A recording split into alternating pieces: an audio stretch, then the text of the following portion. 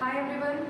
So today's session we will be discussing about electricity, which is a part of physics for 10th standard. Okay, electricity is very important aspect in our life.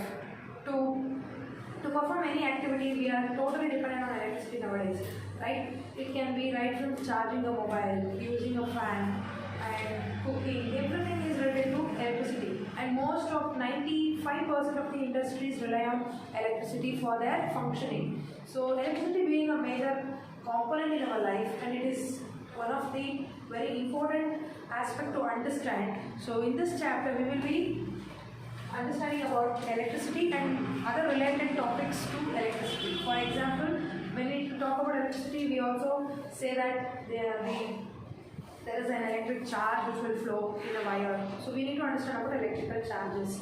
And so as you all know, we will get the electric bills every month. So if you refer the bills, then in the bill you can see how many volts of current we have used. What is the measuring unit for electricity? What are some of the devices that are dependent on electricity? Then is there any other interdependent relation with electricity? Yes, there is magnetism, there is heating effect of electricity, chemical effect, many more things are there. And how do we generate electricity? All these things will be discussed under this chapter. Okay, so in this chapter basically we focus on electric potential. Okay, what is potential? It is the capacity. How much capacity does a person or an object or anything possess? Then we will be studying about electric current. We could have called only electricity, right? Why are we using this word current? Let us understand the meaning of current.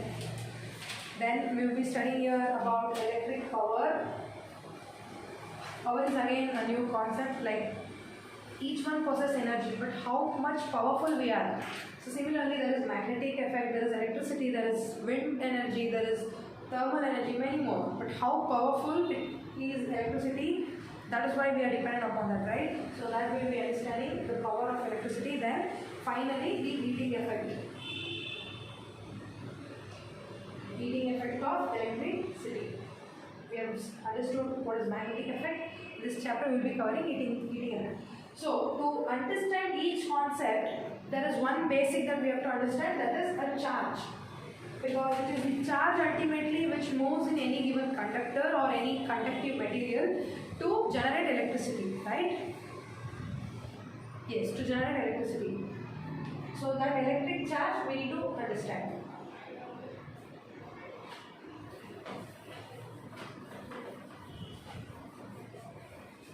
Okay, so firstly, electric charge is nothing but the electrons, right? So any atom we take up, it could be any atom in a solid or liquid or matter. Atom possesses three kinds of material, that is the protons, the neutrons and the electrons. Electrons will be in the outermost region which will be rotating.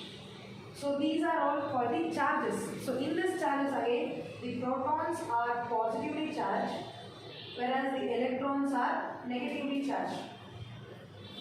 Why are we denoting that with positive and negative? Because electrons keep moving around, and because of these electrons the electricity is generated. Because when they move, they create, they generate electricity. Okay, it is the movement of electrons. So under this charges we have two charges, that is positive charge and negative charge, and there is two important properties about the electric charge.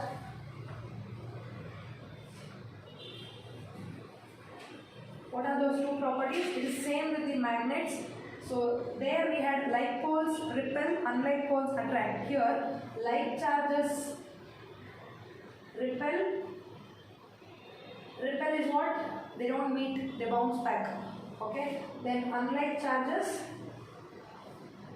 attract. So what is it? When a positive and a positive come closer, that is you take two cells, two battery, okay, take wires, connect that, the positive terminal and the positive terminal of two shells connect, the electricity is not generated, they repel, charges will not move, and it will not work. Any apparatus, it can be a small remote or a small toy car, it will not work. When you bring positive and negative, or the other way, negative and positive, attraction happens and the connection is built in the circuit. Okay. Then, so for this charge we need a unit, right? In this world, to measure anything we need a standard unit to compare. So to measure charge we have unit called coulomb. So whenever we get a unit, we need to define what is 1 coulomb now. Because if I ask what is 1 kg, you people can tell that in multiple ways. That is, any object which measures about 1000 grams is 1 kg. Similarly, any object any liquid which measures 1000 milliliters is 1 liter. Isn't it? Like that we define. Similarly, what is 1 coulomb? So 1 coulomb is defined as, it is the quantity of electrical charges. Now let us say there is a wire. Now charges are all flowing. Okay, why I am denoting it by E? It is electrons. So charges are flowing. It is the quantity of electrical charges which exerts the force. When they are moving, they have to give some force, right? Like for example, let us consider 10 people running in a small narrow passage. Okay, so we need to put force upon us, and we also, if somebody stops in between, the other person who is running behind will put a force. So that is what I am telling, the force. When the quantity of charges are moving, they exert force about 9 into 10 to the power 9. Since it is a huge number, we are representing that with the decimal symbol. Okay, 9 multiplied with 10 to the power 9, whatever the answer you get, so that much of force is exerted on whom? That much of force is exerted equally on the other charge which is placed in that electrical field. Okay, I'll tell you how. This is an electrical field. There is a positive charge and there is a negative charge. Okay, just now I told positive and negative will attract. For this negative charge to attract that positive charge, some pull force is needed, right?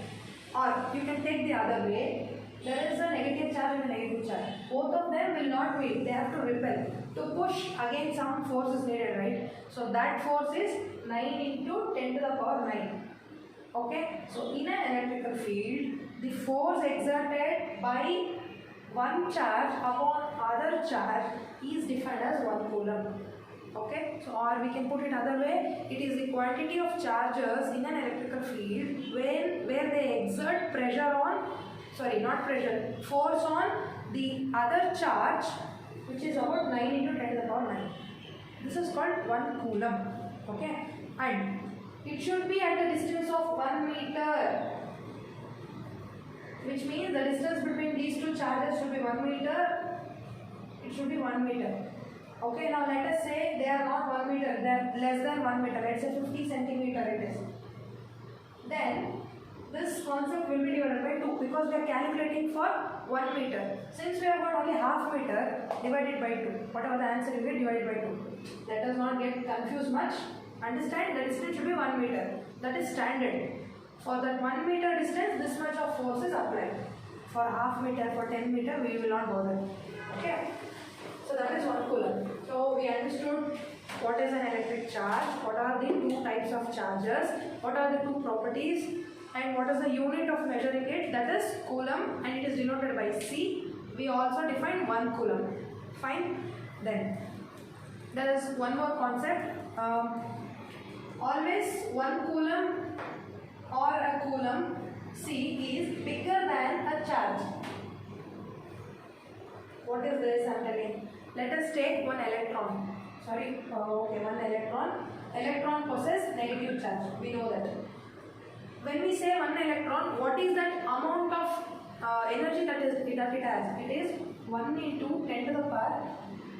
1.6 into 10 to the power minus 19. This is the amount of energy is possessed by a single electron. Okay, or you can say, when you measure that with coulomb, this much of energy or this much of charge is possessed by one electron. Now, obviously, when we define the coulomb, there will be two charges. It can be negative or positive for proton and negative. Two charges will be there because it is the force exerted by one charge on another charge. So, coulomb is bigger than an electron or a charge. Am I right? Coulomb's value is bigger than the charge, one electron's value. Okay.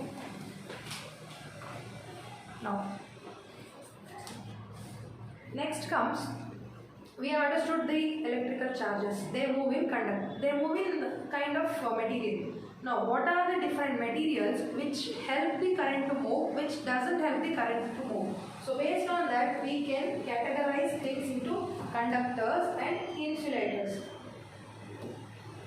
which you people are familiar, you have studied in your previous classes. So, conductors are the materials which can allow the current to pass through them. For example, I bring a copper wire. If I connect that to a shell, okay, so the wire will allow the current to pass through them. In between, if I bring some apparatus to check whether the current is moving or not. For example, if I bring the small tester which an electrician owns, and if I keep it here and test, definitely the tester will give the glowing of light, which means current is flowing. So copper, aluminium, then even zinc. So many metals like this will conduct electricity. Along with this, some of the alloys. What do you mean by alloys? Combination of 2 or 3 materials. Why do we combine materials? To enhance their conductivity, okay, or to enhance the some of the things, some of the components has to be withstanded. For example, normal iron cannot be used for cooking. That iron material cannot be made into a vessel. So we mix chromium, we mix other things, and we make a new component called steel. So in our home, we will use steel or aluminium vessels. Why do we do that way? Because those things will not react with the food. But iron vessel, if you cook your food, it will react. So to avoid all those things, we do alloys. Similarly, in industries for multiple purposes, alloys are introduced. But when you compare metals and alloys, metals are good conductors and conductivity is more. So this can come in MCQ. Metals have more conductivity, whereas alloys comparatively have low conductivity. Okay. Then, what is insulator? It's a material which does not allow the electricity to pass through them. Example, you people know plastic, rubber, glass, etc. That is why any apparatus is been insulated using plastic. Sometimes rubber gloves. Rubber gloves are used by electricians to avoid the electricity to get into their body. And when I was talking about conductors, we can include carbon, because the whole world is carbon, right? Carbon is involved in many forms, in our food, in the air, many more things. So carbon is also a good conductor, and human being, we are also good conductors, right? When we touch the wire which is worn out, and if current is passing in that, the current will enter to our body also. So we are also good conductors. So that's all. And wood can be an insulator. Now, why these conductors and insulators are different? What is that unique thing which is making conductors to pass the current, whereas insulators do not pass the current? Okay, because conductors, the electrons are freely available. Let us assume a copper. Okay, so copper's atomic structure, if you see, at the end, electrons will be freely moving here. Okay, they will revolving around it. Okay, if they are revolving, then they are capable to jump to the another material. Let us say we pass electricity, so there is one more copper atom here. So from here to here, the electrons keep moving to another neighboring atoms. That is why conductors are capable. Whereas in the insulators like rubber gloves and plastics, the free electrons are not available. At the end, they don't have free electrons. It is all locked inside. Everybody are locked. Like now we are currently locked in, right? Like that. So they are not able to move. That's the only reason.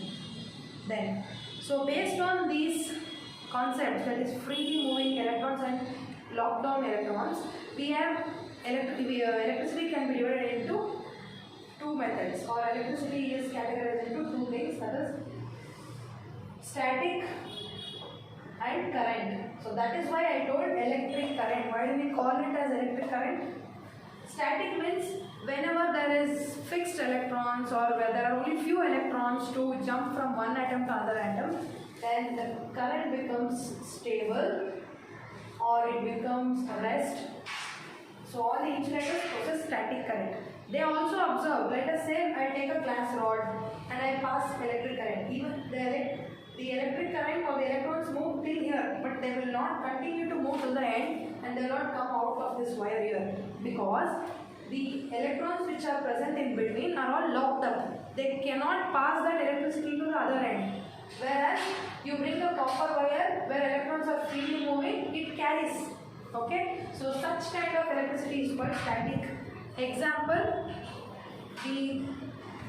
whenever the lightning occurs, you can see there is a kind of electric wave kind of thing moving in the sky. Thunder is the sound, okay? Lightning, okay? So that is static. If just imagine if sky would have connected it to the earth, then huge amount of electricity would have come and everyone would have vanished, right? So it is called static current. The lightning is called static current, and also the current which moves in glass rods, plastic is all static current. Whereas current itself, okay, this word is by the free electrons which is in motion. So at our homes we use many electrical apparatus. Here we are using current electricity. It is called as current electricity. The other one is static electricity, which is not movable. This is movable. Okay. Next.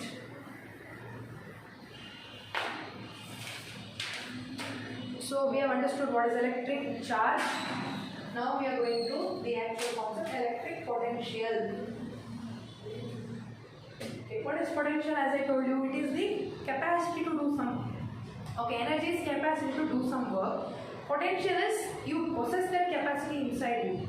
Okay, according to electric potential, what we can define? The electric potential at a point in an electric field. Let us consider an electric field, which means the electrons, protons, everybody are present. Okay, basically electrons we consider. In this electric field, it is defined as the work done in moving a unit charge from infinity to the point. There is one electron here. Okay, let us say there is a positive charge. There is one electron. Now this electron has to move that point to this point because they have to get connected each other. They have to get attracted. So what happens? It is the capacity of this charge to bring this charge to its position. So how can we define? Electric potential is the capacity or the work done by a charge to bring the charge in the electric field from the infinity to this point. Now this is called infinity point. Infinity, why are they using? We don't know how far it is or how long it is.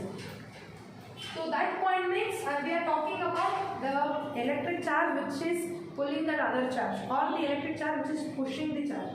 Okay. So to this point, the other charge has to come. So now we will write the definition. Electric potential at a point, it can be any point in electric field. Now what is this electric field? Which means a wire where electricity is flowing. So between these two charges, we are defining now. This is called electric field. Okay, and sometimes there will be charges around also. How is it? Let us say there is electric current which is torn out. I will go and keep my hand here. So even I contain charges because I am a human being. I am a conductor. So my electrons and this electrons forms an electric field. Or I bring this is a copper wire. I will bring a zinc wire nearby. So even this contains electrons. For this electron and this electron, this is an electric field. Understood? Now what is electric field? So electric potential at a point. At this point, we are defining, that is in an electric field, and there should be an electric field. It cannot be a magnetic field or any other. E is defined as the work done. Some work is happening. What is the work is happening? The charge is being pulled towards it. The work done in moving a unit positive charge. What do you mean by unit? Which means only one charge we are moving, and it should be positive charge. That's why I wrote the positive charge will be moved. If moved means it can be pulled or pushed anyway. So you need positive charge from infinity to that point. Infinity to that point. Okay. Can we relate this here? Electric potential is at a point. From this point we are defining we are doing some work, this charge is doing some work by moving that unit positive charge, only one positive charge from infinity, the place where it is there is called infinity, to this point. Okay. See, we cannot relate this in real life because we have not seen this happening. If I say drinking water, breathing, you people can relate, you have done that, you have seen others doing. But this we have not seen. This is all microscopic components, we have not seen this. So that is why you have to imagine, okay, this is the way it happens. Okay, so electric potential is defined. Now, again, electric potential, after that we have potential difference. So like that, electric potential happens in each and every electric field, right? This is a wire, there are thousands of electric field and thousands of charges present. Here there is one electric potential happening, here, many. So if I have to consider 2 points and check their differences, difference is what? Subtract this and this, that is different. If I subtract with given 2 points, then that is called potential difference. We'll put that in proper words, that is, potential difference between 2 points is in an electric circuit is defined as the amount of work done. So earlier it was the work done, here it is amount of work done. We are collectively taking. Amount is what? Sum of something, right? So amount of work done in moving a unit charge from one point to other point. So potential difference between 2 points is defined in an electric circuit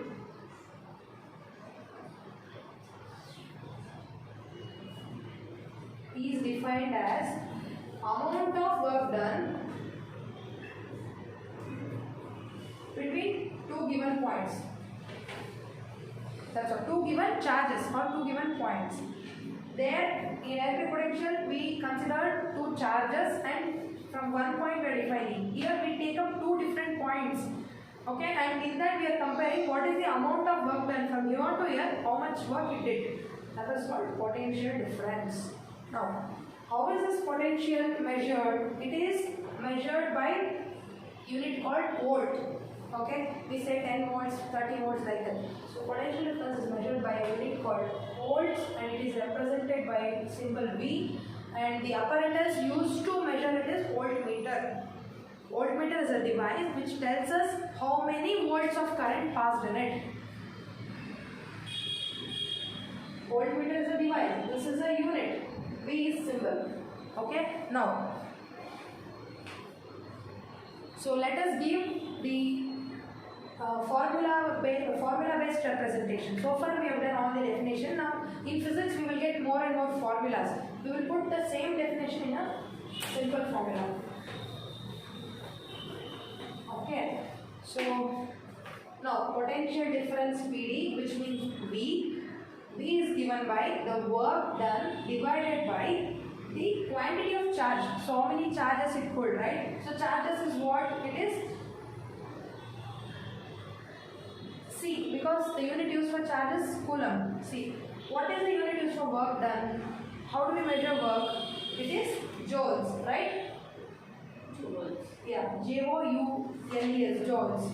So you can simply say J because it is represented by that. So V is equal to J by C.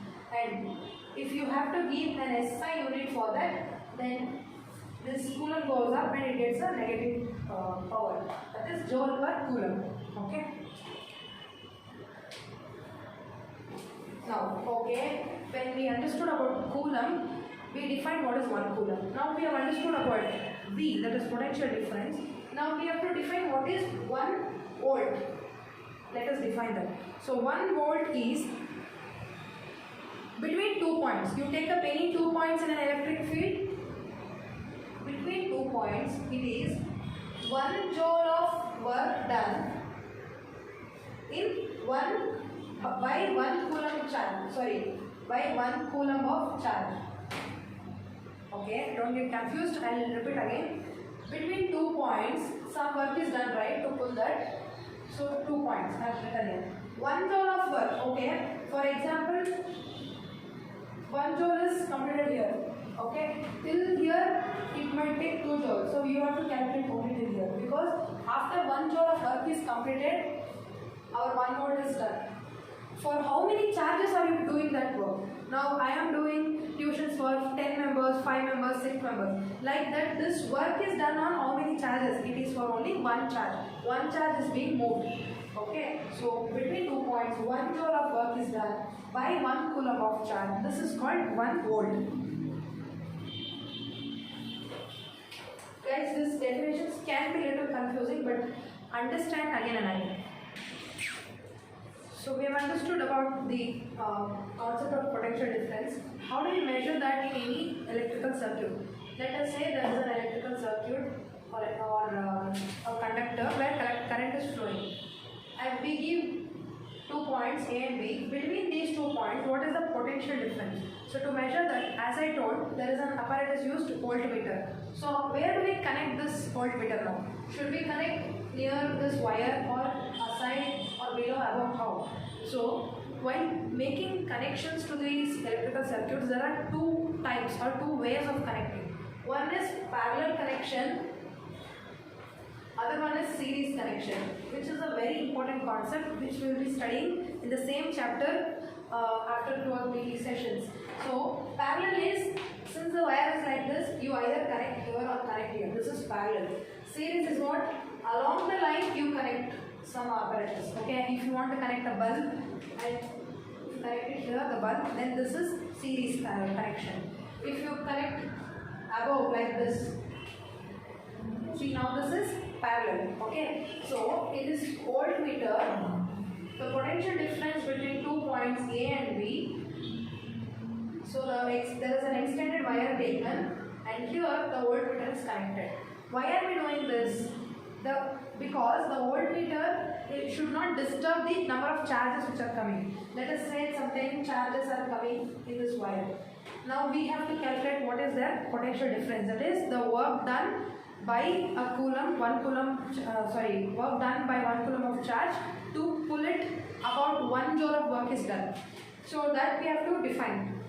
The voltmeter should not use up any current. Now let us say we go and measure some things. If it is let us say 1 kg of material is given to you, it should give you the exact 1 kg material when you measure. If you eat off little bit, then it gives 900, 800, it gives varied markings, right, measurements. So that should not happen by the voltmeter. So voltmeter will have the highest resistivity or highest resistance. Now what is this resistance? Think that you are a person who are allowed to measure things and provide it to others. Okay, 1 kg of material is given. You need to have that resistance power, that controlling power, and you should not eat that. Okay, you measure the same material and you give it to the person. That is called highest resistivity. So the voltmeter will not use up any current that is provided.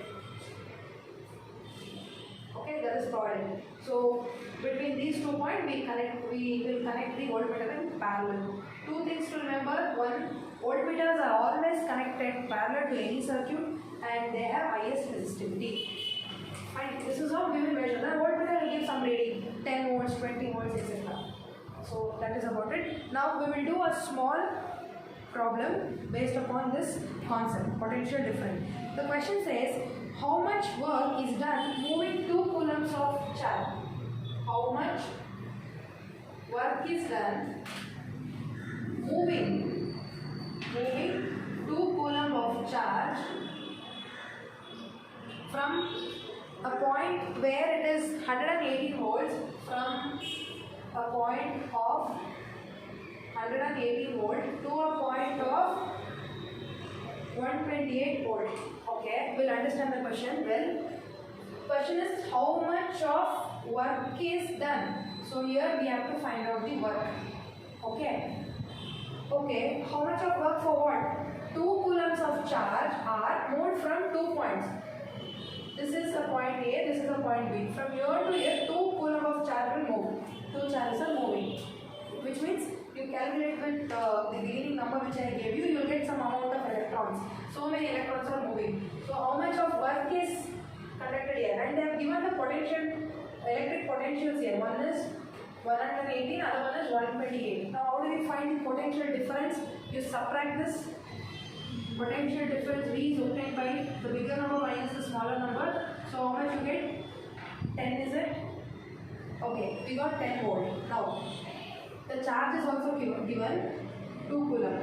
Okay, charges are usually taken in words or Q is taken. Charges 2 coulomb. Now, what is the formula for volt which we studied? V is equal to the work done by charges mode. Correct? When we define 1 volt, I told you, right? Work done divided by charges mode. Work done, I don't know. Let me change the equation. Keeping the work done in the same side and moving the others, that is volt into charges mode. So work done is volt is 10 multiplied with 2 charges. So what do you get? 20 joules per coulomb. So this is what the amount of work done. Understood? Sorry. 20 joules, that's all. 20 joules of work is done. Okay?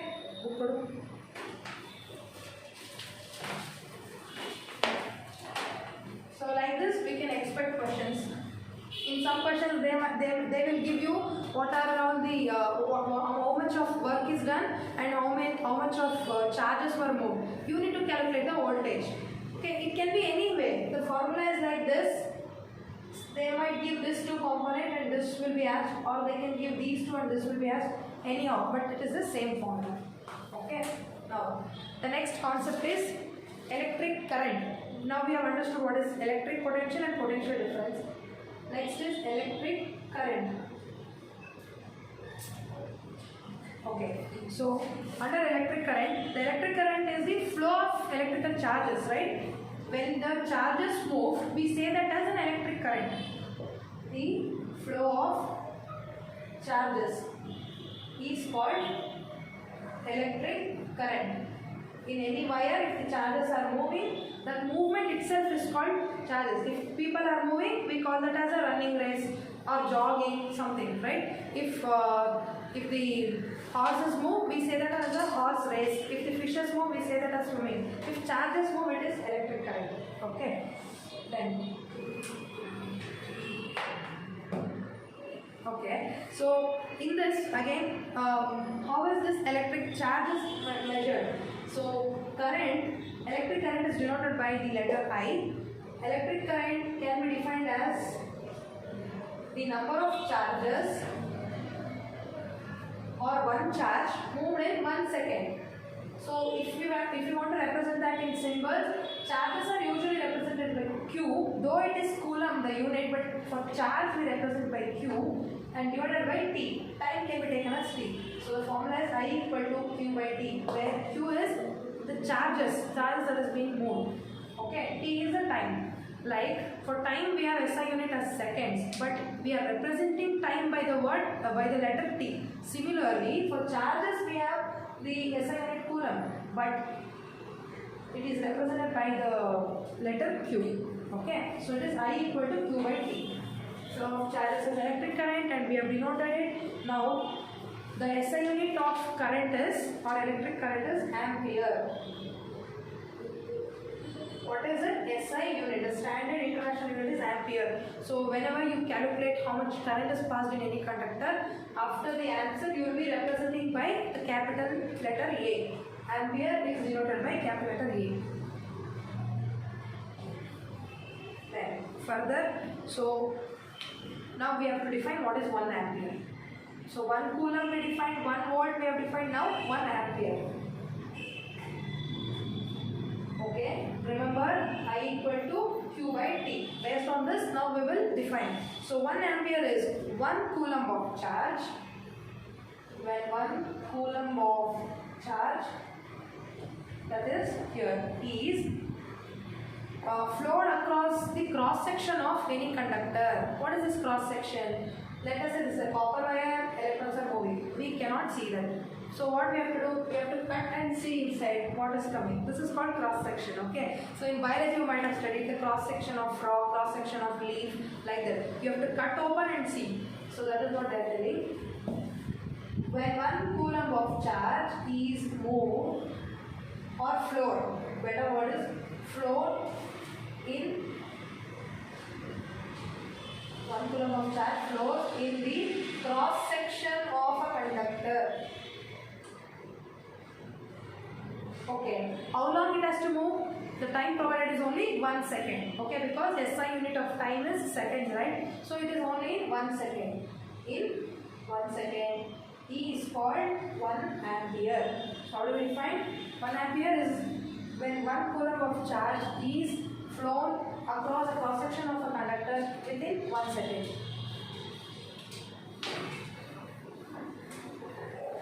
Okay, then so again, to measure this current, we have an apparatus called ammeter. For potential difference, we have voltmeter. For current, we have ammeter. Now, how is this ammeter connected in any circuit? So, it is always in series. Let us say this is a conductor, that is a wire which is carrying current. We have connected that to some battery. Okay, in this wire, the current is moving. Now, you have to check how much ampere of current is passing between any 2 points. You take up 2 points A and B. How do we connect this ammeter now? Ammeters are connected in series. So, this is the ammeter. Why? Because you need to understand how much current passed in this point and it entered here. Okay, I did a wrong connection, sorry. We have to put it in between like this. How much current passed from A? Then you can again keep the ammeter here and check how much current passed from B and then forward it. Okay. So why is this connection has to be in series? Everything we'll understand in the upcoming sessions. Why parallel connections are needed, why series connections are needed. What about the resistivity or the resistance? It is like it should have the lowest resistance.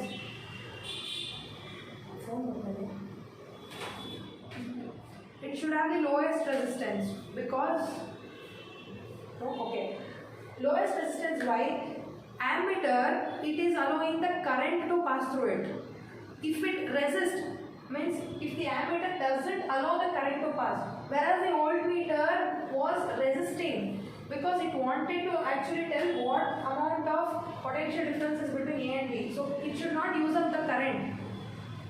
For example, 2 amperes of current was going here. If 0.5 ampere is used by the voltmeter itself, then the resultant will be 1.5, which is not accurate. So that is why voltmeter used to not use the electric current. It used to only show the reading. But here the ammeter has to take the complete current which is coming in this line and then pass the same complete current to the next point. So that is why the resistance should be lowest, which means it should allow all the current to pass through it. It is like voltmeter should be like a insulator, whereas the ammeter should be like a conductor. Okay? Fine.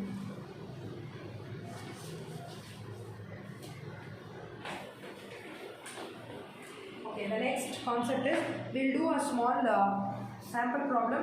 That is, an electric bulb draws a current of,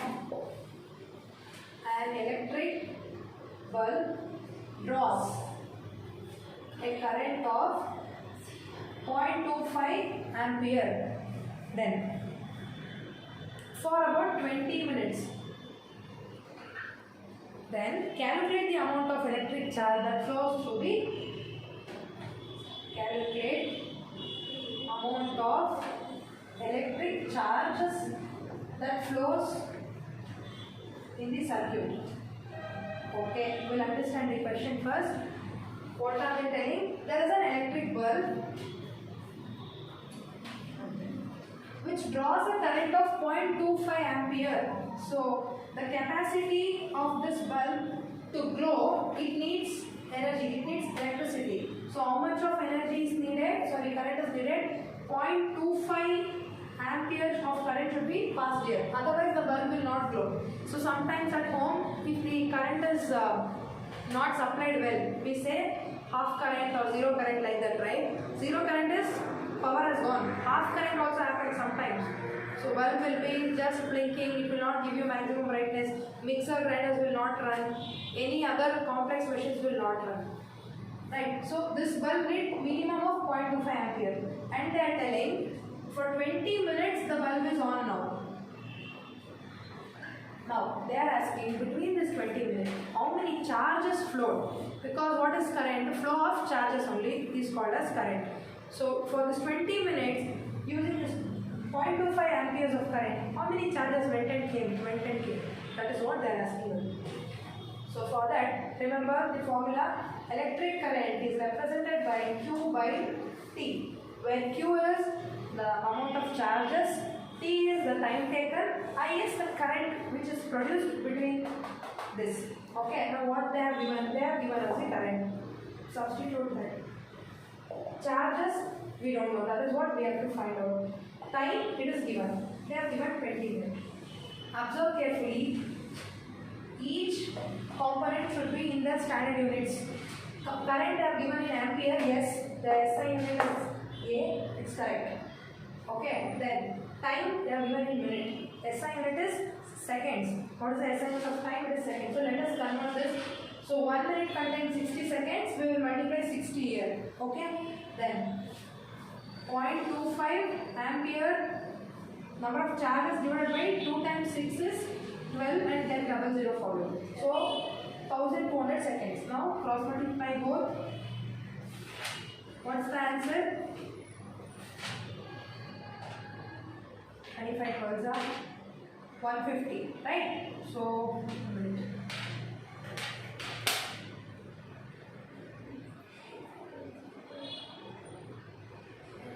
okay, not ampere, 150 charges will move. Coulomb you can do.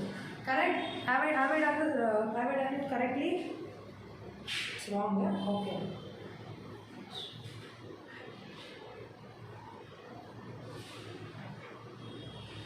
Okay, 300, I'm sorry. It is 300, right? Calculation is wrong. It is 300 charges. That many charges moved in that bulb for 20 minutes. Understood? Okay. So that is about the electric current. And then moving further. So how to get the continuous flow of electric current now? So let us say we are all getting the electricity from the government people. So continuous electricity will not be provided sometime. But where can I expect the continuous flow of electricity? Now I cannot say the next 1 hour we will have the fan will be running, because suddenly if there is a power off, then we cannot run. But when can we expect the continuous flow of the electric current or charges? It is by the artificial methods, like you connect many cells or batteries or any generators, etc. There you get the continuous flow of current. So they say that the simplest way to maintain the potential difference between two ends of a conductor to get the continuous flow of current, you can just connect it to a cell or a battery. So that is why the alternative sources are there. Okay, if power is gone, you cannot request the government to send it immediately. They do it only when they wish to do. So cells and batteries can provide continuous energy, but you should have required amount of cells and batteries. Okay, that is a simple concept. Then direction of electric current.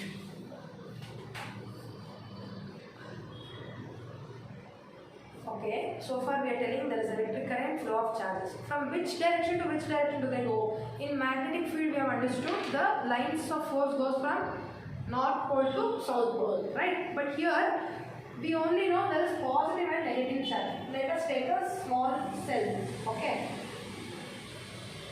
So in this cell we have positive and negative. From which direction to which direction does this go?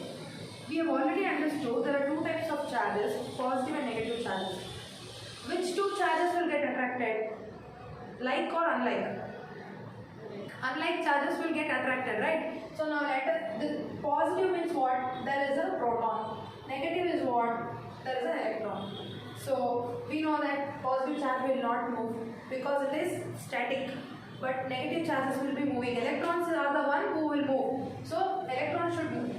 To attract any positive charge, towards which direction does that move? It moves from negative to positive. Understood? So it is negative to positive.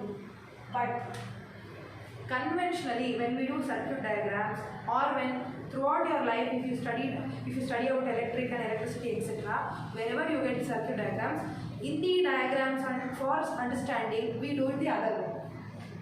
Have you ever observed in, like let us say this is a bulb, here there is a shell. Okay, this is positive and this is negative. Okay, but you see that always the arrow marks will be given from negative. Let us say the negative is this side. Then they show the direction this way. So originally the electrons will move from negative side to positive side, or you can say towards positive. This is the reality. But conventionally, convention is what? By rule.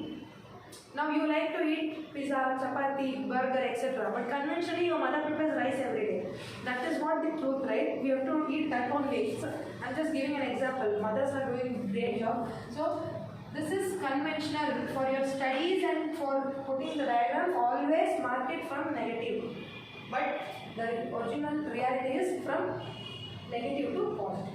Okay, this is the direction of electric current. Okay, then comes how the current flows in a wire. Now there is a wire. Okay, so the next concept is how the current flows in a wire. We have taken a wire, we have not connected that to any battery, or even if you are connected, you are not switched on. Okay, so what happens inside this electric current? What will these electrons do? They will be getting bored, right? So we will take the macroscopic view of wire. The small wire I am showing you in a binocular. So electrons will be dancing like this. They will be moving randomly here, there, etc., etc. Okay, when you supply the electric source, that is when you connect that to some battery, then as I told, they will move from negative side to positive. Okay, they want to go and attract, they want to go and attack the positive charges. So they move from here. But when it is not connected, they will be randomly moving like this. Because whenever they meet a negative charge, they get bounced and they go other direction. They get bounced and they go other direction. It is like the solid, liquid and gas. The matter arrangement used to do the diagrams, right? Solid, it tightly packed. Gases freely moving. They will be moving here and there and all, right? So it's like that. So that is, if we have to put it in words, we can say like this. So when the metal wire has not been connected to a battery or a source, the electrons present in them move at all the direction possible. They keep on moving wherever they want freely. But when the metal wire is connected to a battery and switched on, where the electricity is passed, they move from negative side to positive side. Okay? Why I am telling all these things? This is important for MCQs. For part B and part C, that is 3 mark and 5 mark, it is not required. Okay. The last concept for today, electric circuit. Okay, what is electric circuit? It is a kind of diagram where you get many small components attached. So if I draw a simple electric circuit diagram, it necessarily cannot be always square or rectangle in shape. It can be anything. Conventionally we do this. Okay. Fine. So we will have a bulb. We can have a switch. Switch is what basically you will have like this. Switch on and switch off. But electrically we represent it by different diagram. I will tell you all those things. So this is called an electric circuit. How can we define that? The continuous path where a wire and other essential components or resistors are connected to a battery or a cell to make the current to flow through it. It is a continuous path where some of the components like bulb, resistors, ammeter, voltmeter, everything are connected. Why have we connected? To make the current to flow in that path. So that is called an electric circuit. Now, in the same electric circuit, there comes many components. Maybe I want to check how much volt, what is the potential difference among 2 points. So I connect a voltmeter. My friend has to check what is the amount of current that is being flowed. So they connect ammeter. My other friend has to play with the bulbs. So they will connect it series like this, and they will switch on and switch off. So there are 3 bulbs. Like that we can connect many more things in a circuit. So we'll see what are all the different components that we can connect, and there are different symbols for each. Have you ever seen writing a battery like this? Bulbs, clean bulb, or the fluorescent bulb like this, and a switch, and writing it as Usha switch like that. Have you seen anywhere in the circuit diagram? No, this is not possible. This is the reality. But in physics, diagrammatically we use different symbols. So those symbols we have to understand. Okay. So in electric circuit, we have different electrical components, or we call them as symbols. So we'll do that and we'll end the session for today. So what are the different symbols? Okay, very importantly, we need a battery or a cell. How is a cell represented? So this is the diagram of a cell. So the longer line is always plus and the smaller line is minus. Okay, so this is the circuit symbol for cell. Then what else you can see in the electric circuit? Bulbs you can see, right? So any kind of material. So usually bulbs are represented like this, because inside the bulb there will be a tungsten wire. Okay, so that is the bulb. Then what else? Wires. We need wire, right? From the cell to bulb we need wire. So wires are very simple and line. Then what else will be added? We just spoke about voltmeter, ammeters. So we will see that also. So voltmeters, put a circle and V. Okay, and you should tell where is plus and where is minus, because for voltmeter also you will have two terminals, where like in shell you have plus and minus, right? Similarly for volt, ammeter, galvanometer, everything we have plus and minus. So this is simple. For galvanometer it is G. For volt, ammeter what it is? A. Okay, all are same. Put a circle and please mention the symbols. Voltmeter, galvanometer. Why is a galvanometer used, Angel? Anybody? Unmute and tell. Shivkumar, why is an galvanometer used? Bega, quickly. Why is galvanometer used? What is the use of it? Jyoti, Lekana. Why is galvanometer used? Yes, to detect whether current is present or not. To measure electric current, we have ammeter. Ammeter does that. Galvanometer, as Angel said, very good. It is to detect whether current is there or not. We use this in magnetic effect of electric current, right? Okay, and we have switch. Switch is always two brackets and a dot. If the dot is there, then it is a closed circuit, which means on. If the dot is not present, it is an open circuit, which is off. Okay, we have broken the circuit. Then switches can also be represented like this. If it is okay, I did the other way. If it is open, it is switch off. If it is connected, it is switch on. Okay. So these are all some of the symbols used. Then there is something called resistance also, but we have not covered that topic, so I will not draw the diagram. When we do resistance topic, I will show you what is the diagram. So that's all for today. Thank you so much.